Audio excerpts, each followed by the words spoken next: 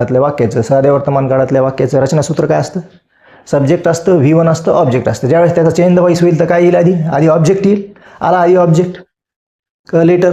मग काय ॲमिजारपैकी एक सहाय्यकारी क्रियापद येईल ज्यावेळेस साध्या वर्तमानाचं पॅसिव्ह होईल. त्याच्यानंतर क्रियापदाचं तिसरं रूप, मग बाय आणि मग आला सब्जेक्ट. तर सब्जेक्टमध्ये चेंज झाला पहा. हिचा काय झालाय? एम झालाय. म्हणजे काय चेंज होतं? ज्यावेळेस ॲक्टिव्हमध्ये आय असतं त्यावेळेस बाय नंतर काय येणार आहे? बाय नंतर येणार आहे मी. ओके. ज्यावेळेस ॲक्टिव्हमध्ये हिम असेल तर पॅसिव्हमध्ये बाय नंतर काय येणार आहे? ॲक्टिव्हमध्ये ही असेल तर पॅसिव्हमध्ये काय होईल? बाय नंतर हिम.